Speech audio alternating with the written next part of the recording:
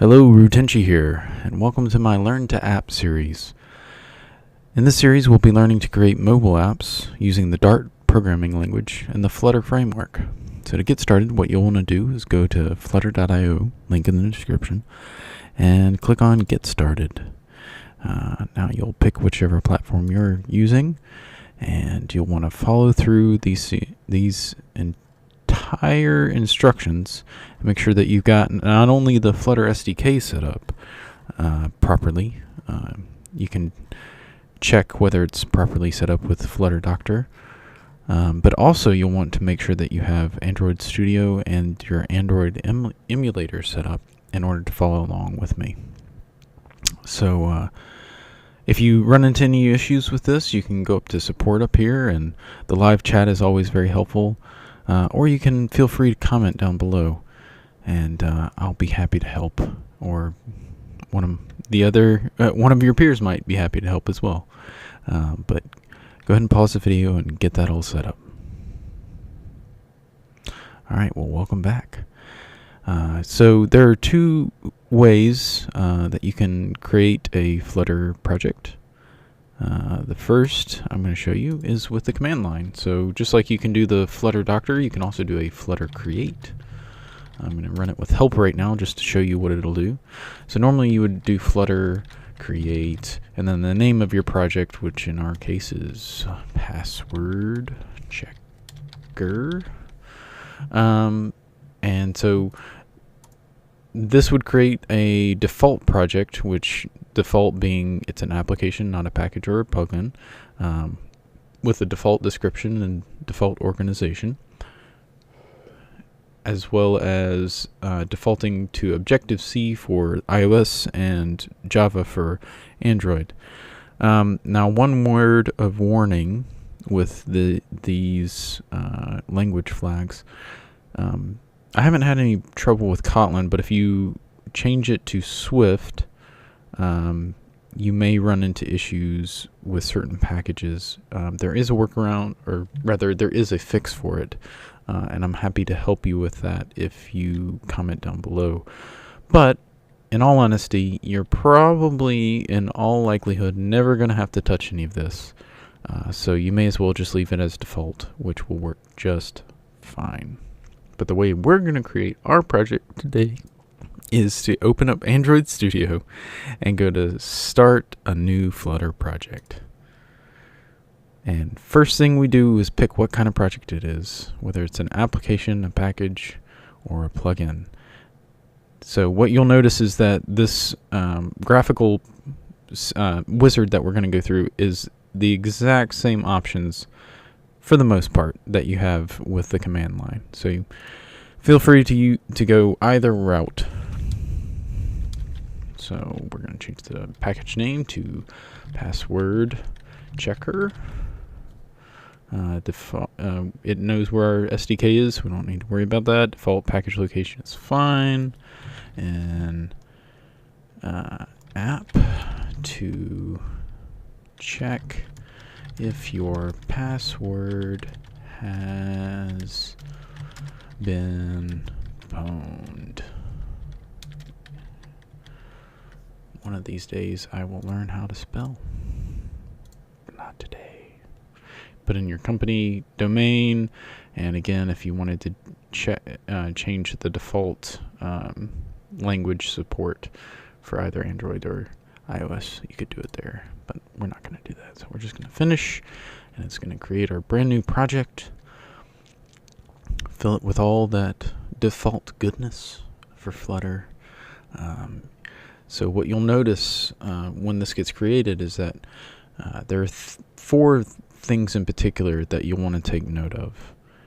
Over here in the package, we can look at our files. So notice there's a lib folder, an iOS folder, an Android folder, and a test folder. It's actually 5 things that we're going to want to look at. But so the Android folder is all of your Android specific stuff. For the most part, the only things that you'll really need to touch in here are the manifest, touching the permissions in there. But Generally, you also don't have to worry about that, because normally if you're going to be doing something that is touching the manifest, it will be a plugin that's doing it, and the plugins will automatically make those changes for you, if I recall correctly. iOS has all of your iOS specific stuff. Test has all your test stuff. And lib is where our Dart files live. This is where all of the Dart code that we'll write, that is the actual meat and potatoes of our app. The last bit of interesting is the pubspec.yaml file. This is a Dart ism, and so it's basically your project file for a Dart project. So you notice up here we have the name of our project, which is Dart Checker, and the description, and then the dependencies. And this is very important, because this is where we're going to add our dependencies that we need to rely on. So you notice that we're relying on Flutter, the Flutter dependency, as well as Cupertino icons, which is just in case. Most of this you won't have to deal with, but there are lots of really good comments in here. So for instance, if you need to add images that will be baked into your app, or fonts, or any other assets, there's instructions down here on how to add them to the project properly. There's also fantastic, this is our main file, our main Dart file. So you notice it has a main function that is actually calling run_app on and supplying run_app with a new copy of our myApp class. This myApp class is what's called a stateless widget, and all widgets have to override a function called build, which returns a widget. Now, a widget is what everything is built on in Flutter. Everything's a widget in Flutter, and you compose them together to create your app, and it's pretty fantastic. So this is our main app class, or my app class, and you'll notice that it's pretty bare bones. It's building. In its build, it just returns a new material app where it sets the title, sets a default theme, and creates the home that points to my app, my homepage, which is a stateful widget. We'll get into stateless and stateful widgets probably in the next one, and so don't worry so much about that. But notice that the stateful widget actually is composed of two different classes. You have the My Homepage widget, which is what you actually use, and then you have the My Homepage State class. Now, we'll go into that later, but basically this is the class that you're actually going to use in places, but the state class is where you actually build the widget.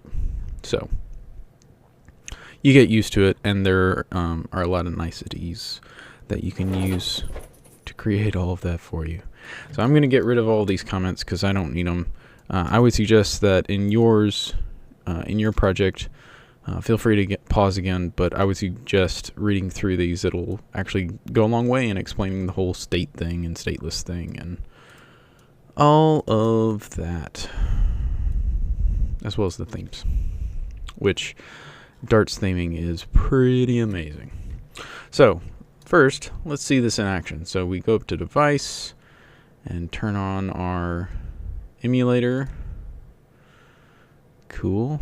And then we hit play. Now this first play takes a little bit because it's got to build a whole bunch of stuff and get it all set up. Yours may actually take a little bit longer than this as well, because if it's the first time that you've run a build in Android Studio, it's also having to set up Gradle and all of that as well. But after that initial run, it actually goes much faster. and you'll see that here in a second. So we've got our app. It's all set up. This is the default app, and you can hit the the button down here, and it increments the counter. Yay! Let's we're not doing a demo homepage. Let's do a password checker, and we save, and almost as quickly as we save, hot reload takes over and sends the refreshed part of the code over there. Hot reload is one of the best parts about Flutter. It's super handy because it makes it to where you can tweak things very quickly. So for instance, we can change this color to green because we hope that it's going to be all good. And everything is green now. See, this is that theming that I was talking about. So you notice even this button down here has changed to green because we changed the primary swatch. So that's the primary color that we're going to be using. So since we are going to be bringing in a password, the first thing we need to figure out how to do is how to handle text fields. So the way that let's see, I'll show you how I did this. I just went to flutter.io, and in the search up here at the top, I searched for text controller because I happen to know. Actually, you know, let's do text field because that's what you're going to be using, and this will help you to see the process. So retrieve, we can do. We have a bunch of results. Handle changes, handle styling. Let's retrieve. And so here it walks you through retrieving values from text fields, and this is where I was talking about with the text editing controller. So the way that the preferred way of setting up a text field is with a text editing controller. This keeps things in their place, so to speak. So you notice we want to do this in the state. We can basically just kind of let's just copy and paste this because that's what programmers do, right? We just copy and paste. We no longer need this counter, so we're gonna paste over that. I'm going to highlight that, right click, refactor, rename, call that _ password because that's what it's gonna be. In this set state, I'm going to remove the use of the counter, and this instance down here of counter I'm going to change to if you know, okay, so this is important. So this is a text field, or a string rather, and they had a $sign and then a variable name. So what that does is it creates a string where it has injected whatever value of that is stored in that variable. Okay, so before it was our counter, which is a number, and now we want to put our password, which is a string. But in order to do that, because of something I'll show you in a second, we can't just put the variable name because you can't access what's inside of the text controller with just the variable name. So instead, we have to use curly brackets, and then we do the variable name, and then we do dot text, and this is the getter. So without the parentheses is the getter, and as opposed to the setter, which is how you would set the text. So let's go ahead and save this. And oh, we never put a so you see it it took our counter out, which is good, and that button doesn't do anything anymore, but we forgot to add our text field. So instead of having this text right here, we're going to change this text to a text field, and we're going to take this text out because blah, and if we hit control space, it gives us a bunch of options that we can set inside of this. So we want to set the controller, And we want to set to password controller. And we also want to do a decoration. And let's go back over here because I can show you what I'm doing. So if you want, when you're styling the text field, one of these options was create and style text field. So in here it talks about how to set up, if you don't want it to have a border, if you want to, here, I'll just copy and paste this because it'll be easier. Again, we're programmers. That's what we do. We copy and paste. Didn't you know that? That was not the right combination of keys. There we go. That's not the right combination. All right. So I don't want it to take away the border. And apparently that's the only option. So I'm just going to take that line away. And it's not entering a search term. So please enter password to check. And can we format this? Forget what the auto indent lines. Yeah, it doesn't matter right now. We can pretty that up later. So we'll just save and go back over here and look. I couldn't even get over here fast enough. So if I recall correctly, as we type, this is going to start. Oh no, because it's, yeah, okay. So that makes sense. So what's happening here is kind of complicated. The state isn't changing, so or according to the state, nothing is changing because we basically don't have any state anymore. And frankly, that's, displaying the password twice didn't really make any sense anyways. What we want down there is the count that we're going to get back from the API, because what happens with the API is we send it this URL, we construct this URL with our password that we want to check, and if it returns successfully, we get a code 200, which means success. Then the body will have the count of the times that this password has shown up in cracked databases. So how do we access the internet? How do we make an HTTP request? So we're going to go to packages and search HTTP because I happen to know that that's what we want to use, and it's got HTTP. And this is the package we're going to use, but this is built in, so we don't have to change our pub spec. We just have to make the request to get it. So what we're going to do is we're going to make it so that in our increment counter, well, first of all, we're going to change the name of increment counter to _ check password refactor, and we are going to have it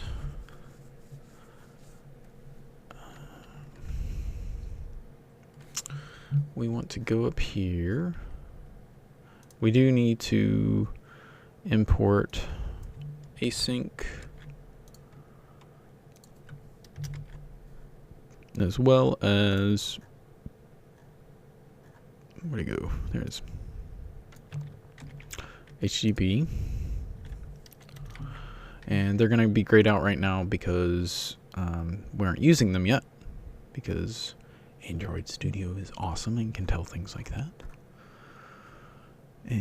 But what we're going to do is we're going to change this function to be an async function, which means it'll run asynchronously,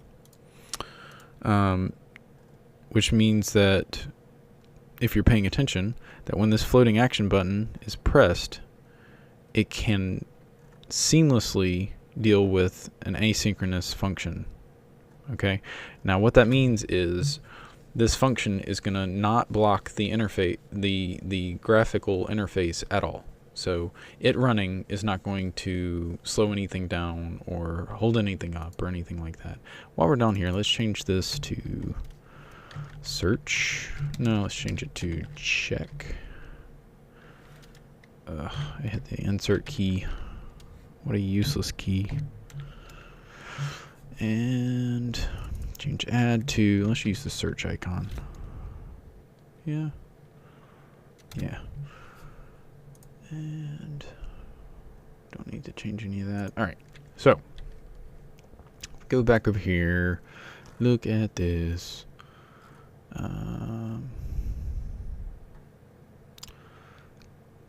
So there is, good grief. Let's go to the API docs. Oh, it's the same thing. Let's go to HTTP. Get is what we want. And so we just give it a URL and it gives us back a response. But what we can do, see, it's giving us a future response.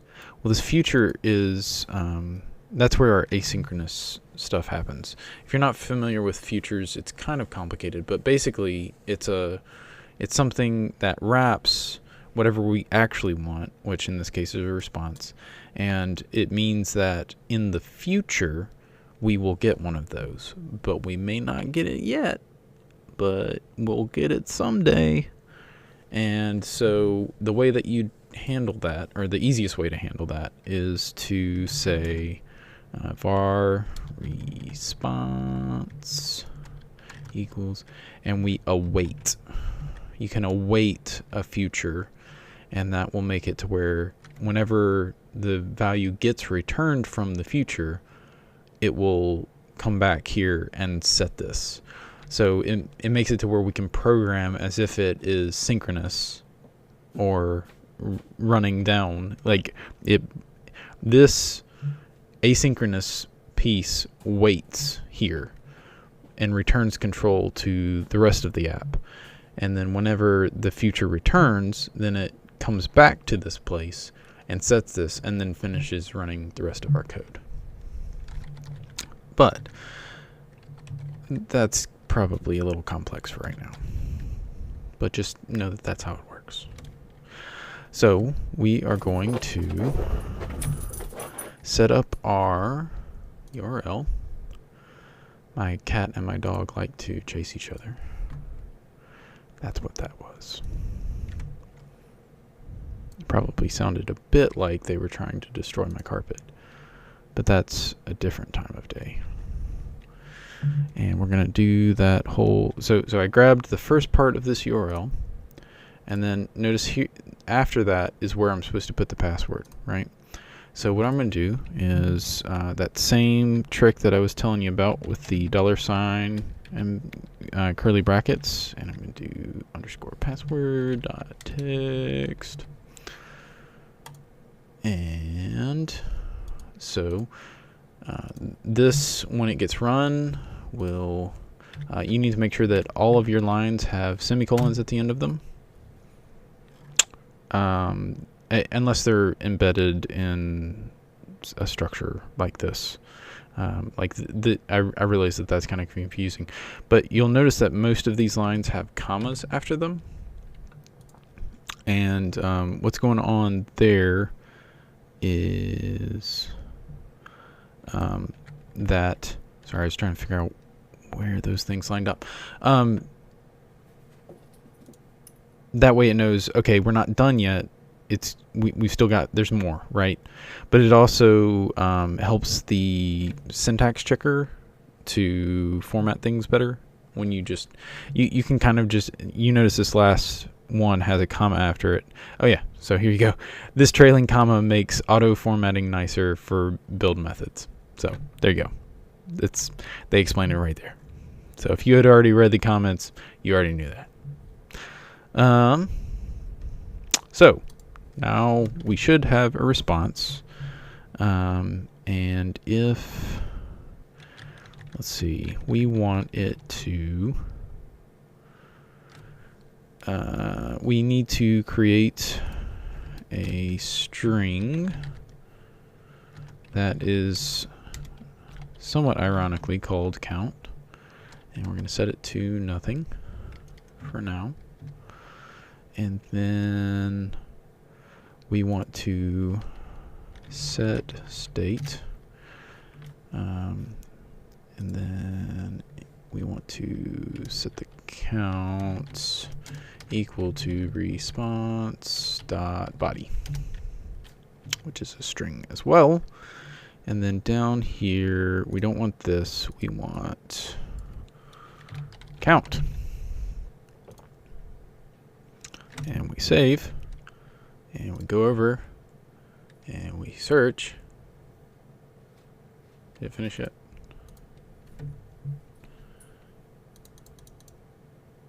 Test. I know that there are some tests in there. Yeah. So now you see, we put in our password, and when there's no password in there, it asks them kindly to add a password, and if they put in the password and hit search, it puts the count right there. That's how many there are. So I think I'm going to call it there on this episode. The next episode, we'll add more to this. A few little niceties. We'll actually add in some plugins and have a little bit of fun with it. So I'll see you guys next time.